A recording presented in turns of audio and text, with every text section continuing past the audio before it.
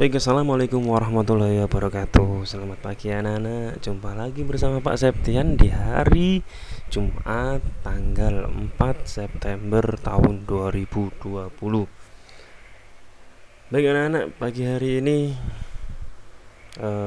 kita masih belajar di tema 2. Namun kita sudah belajar di subtema 3, yaitu menyayangi tumbuhan, dan pembelajaran yang pertama ya.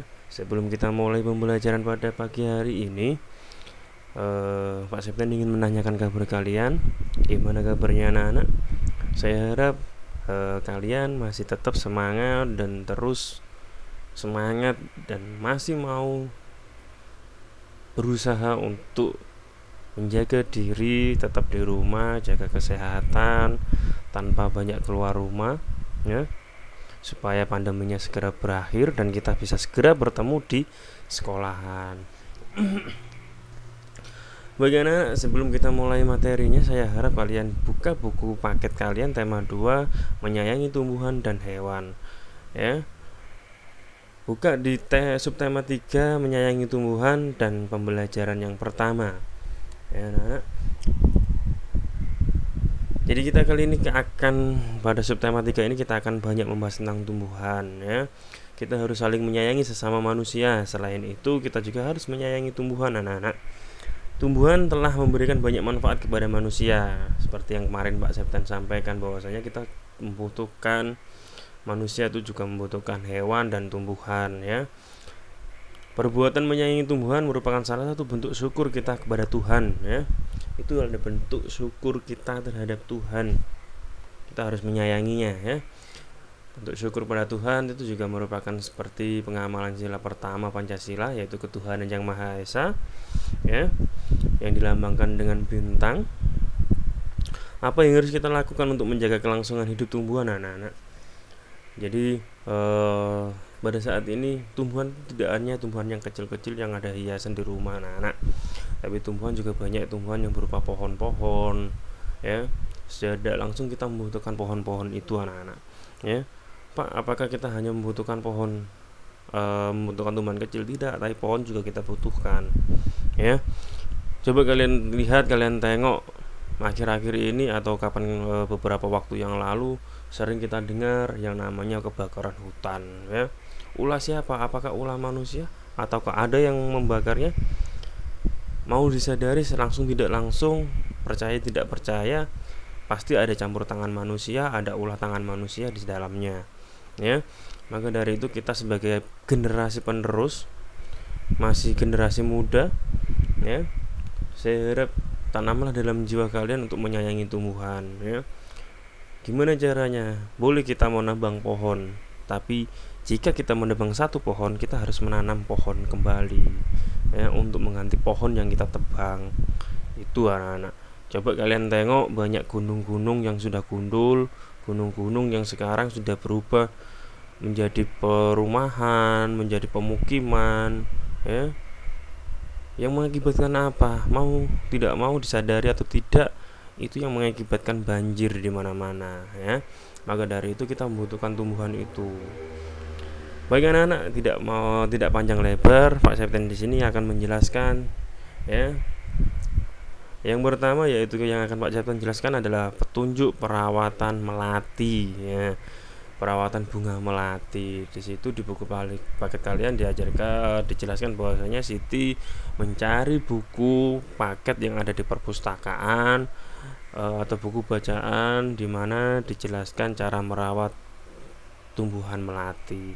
Nah, dari buku yang dibaca Siti inilah contoh perawatan bunga melati. Yang pertama, siapkan pecahan batu bata merah atau pecahan genting, susun di dasar pot. Langkah yang kedua yaitu campurkan pasir, tanah, dan pupuk kandang. Pupuk kandang ini adalah pupuk yang terbuat dari kotoran hewan ya. Jadi hewan ternyata juga bermanfaat untuk tumbuhan ya. Jadi tidak hanya manusia yang memanfaatkan, tumbuhan dan hewan pun saling memanfaatkan satu sama lain ya. Jadi pupuk kandang ini adalah pupuk yang berasal dari kotoran hewan. Masing-masing campur dengan bagian yang sama, isikan pada sepertiga bagian pot. Letakkan di atas lapisan pecahan batu bata merah atau genteng, ya.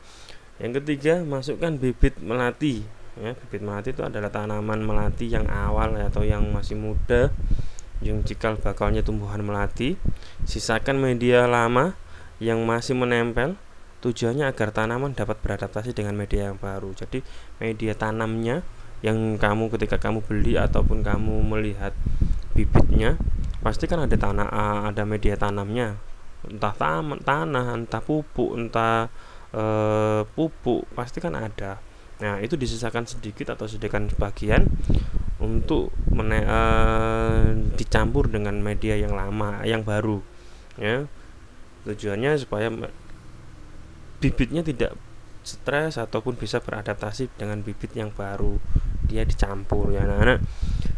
Yang selanjutnya, yang keempat, tambahkan campuran pasir, tanah, dan pupuk kandang. Jangan isi pot sampai penuh. Sisakan 2 cm dari bibir pot untuk memudahkan penyiraman. Boleh disisakan 2 cm ataupun 3 cm, terserah, ya. Yang jelas tidak boleh terlalu penuh. Tujuannya supaya kalau kita menyiram itu lebih mudah dan airnya tidak sampai tumpah-tumpah, ya.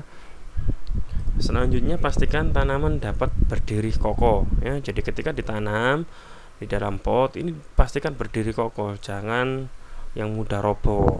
Oke. Selanjutnya, siram tanaman dengan air secukupnya, jangan yang terlalu berlebihan dan jangan terlalu sedikit juga. 7. Bersihkan bagian luar pot dari kotoran, letakkan pot di tempat yang diinginkan. Berarti sudah selesai. Itu adalah cara untuk memindah ataupun merawat tanaman bunga melati. Selanjutnya, anak-anak, di sini yang ingin Pak Septen jelaskan ke kalian adalah di situ kalian membaca ataupun melihat yang namanya wawancara, ya. Kira-kira ada yang tahu nggak apa sih wawancara itu? Iya, anak-anak, wawancara itu mungkin kalian biasa mendengarnya. Wawancara itu diwawancarai, ya. Nah, wawancara itu hampir sama dengan dialog, ya. Intinya apa? Wawancara itu adalah percakapan 2 orang atau lebih, ya. Namun bedanya dengan dialog biasa ataupun percakapan biasa, wawancara ini mempunyai tujuan, ya. Tujuan wawancara itu adalah mencari informasi ataupun mencari berita. Berita itu juga informasi. Jadi intinya mencari informasi yang kita inginkan.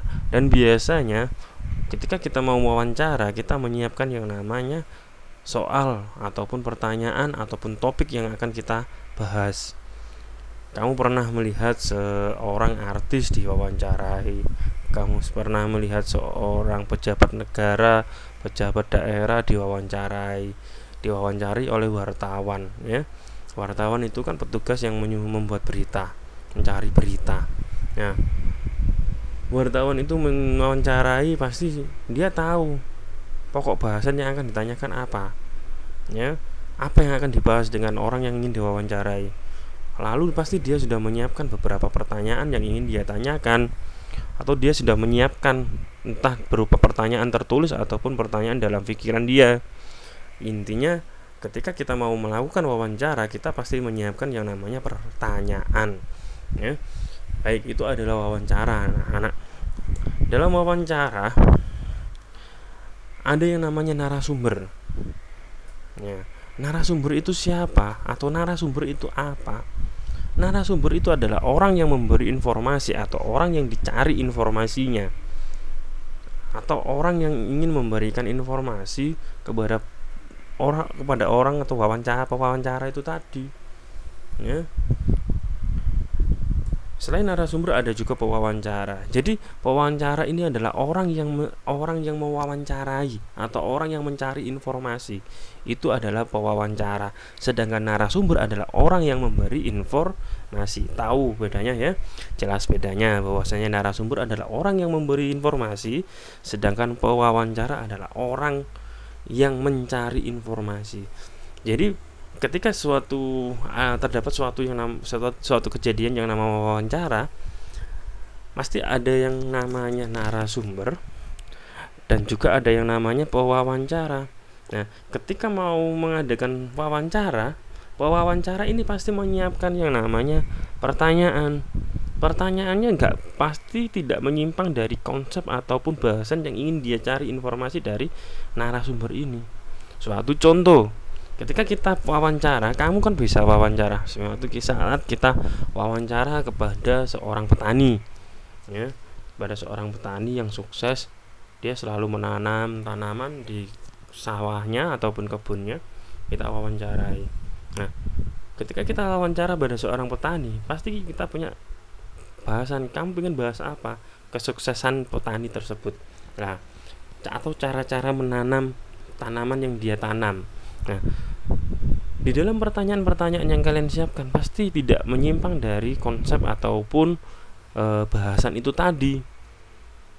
Dan pasti kamu tidak akan menyimpang terlalu jauh. Nggak mungkin yang namanya kamu wawancara ke petani, tanyanya tentang jualan bakso, jualan nasi goreng, ataupun polisi. Nggak mungkin, ya. Jadi pasti tanyanya tentang mungkin kehidupan sehari-hari ataupun caranya dia bercocok tanam ataupun bertani, ya. Itu anak-anak. Jadi pewawancara ini sangat harus menyiapkan apa sih yang akan dia tanyakan ke narasumber, apa yang dibahas. Nah, itu anak-anak. Bedanya dengan dialog apa? Dialog itu percakapan dua orang atau lebih sama.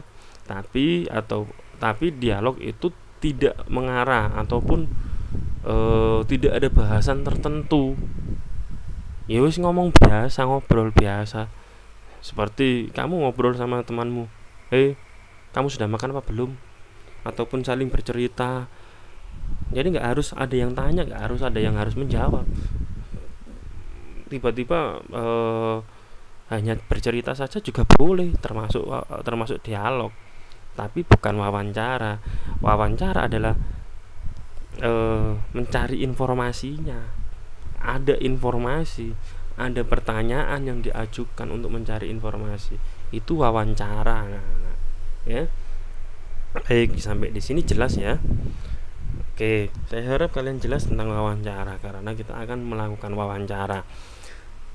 Baik anak-anak, tugasnya hari ini adalah yang pertama, tanamlah satu bunga melati, satu pohon bunga melati untuk hiasan di rumah kalian, ya. Di rumah kalian, bukan di rumah Pak Septian, ya, di rumah kalian. Minta didampingi orang tua untuk membuatnya dan dokumentasikan dalam bentuk video. Jadi kalian bisa mengajak kakak, bisa mengajak ibu, bisa mengajak ayah, mama, papa, bunda, ya, untuk untuk menanam bunga melati, ya. Saya harap di video juga, ya. Video dokumentasi dikumpulkan paling lama tanggal 9 September tahun 2020. Jadi masih 1 minggu ke depan, ya. Terserah kapan, yang penting tugasnya berupa video kalian menanam, ya. Setelah ditanam juga dirawat, ya. Setiap hari harus disiram. Oke. Itu anak-anak, tugas yang pertama. Tugas yang kedua adalah buatlah wawancara dengan orang tuamu. Terserah, boleh papa, boleh mama, boleh ayah, boleh ibu, boleh kakak juga boleh, ya, kakakmu juga boleh. Yang penting anggota keluargamu. Laporan dalam bentuk video saat wawancara dan berupa rekap pertanyaan dan jawaban hasil wawancara. Jadi kalian harus, ketika wawancara, kalian harus direkam dalam video, ya. Dan nanti pertanyaan yang kalian tanyakan ke orang tuamu atau narasumber itu tadi harus dicatat dan jawabannya apa juga harus dicatat. Ya, Pak, gimana itu? Harus tanya apa ke orang tua? Loh, terserah kalian anak-anak, bebas. Semisal suatu contoh, kalian wawancara ke ayahmu adalah seorang polisi, semisal polisi, ataupun kerjanya apa, terserah, bebas. Bisa kalian tanya-tanya tentang pekerjaannya, kerja di mana, bagian apa yang dilakukan ketika di perkantor, apa yang dilakukan ketika di perusahaan. Kalau pegawai pabrik, bagiannya apa, biasanya kerjaannya ngapain saja. Itu adalah suatu bentuk wawancara anak-anak. untuk mencari informasi tentang pekerjaan orang tua. Ya, udah kan, simple, nggak usah panjang-panjang, beberapa pertanyaan saja. Boleh tanya, namanya siapa? Bapak kerja di mana? Nah, gimana kerjaan Bapak itu? Bapak bagian apa? Apa keluh kesahnya Bapak selama bekerja di sana?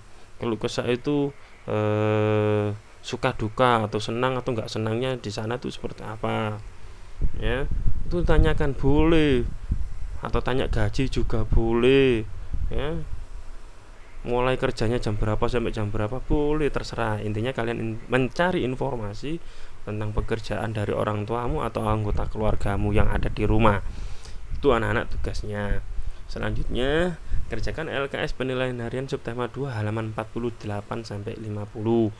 Untuk ini kerjakan jawabannya saja di LKS, nanti berupa foto kirim ke Pak Septian.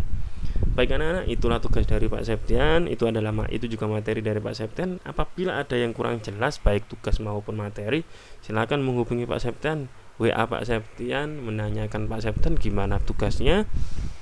Pasti Pak Septian akan memperjelaskan. Namun jika beberapa kali WA belum di respon sama Pak Septian, kalian bisa menghubungi atau bisa menelpon Pak Septian, bisa menggunakan WA maupun bisa menggunakan telepon biasa. Baik anak-anak, sampai di sini materi Pak Septian. Pak Septian mohon maaf apabila ada salah atau kurangnya dari Pak Septian. Pak Septian mohon maaf yang sebesar-besarnya. Ya, Pak Septian akhiri. Wassalamualaikum warahmatullahi wabarakatuh. Sampai jumpa anak-anak dan tetap semangat.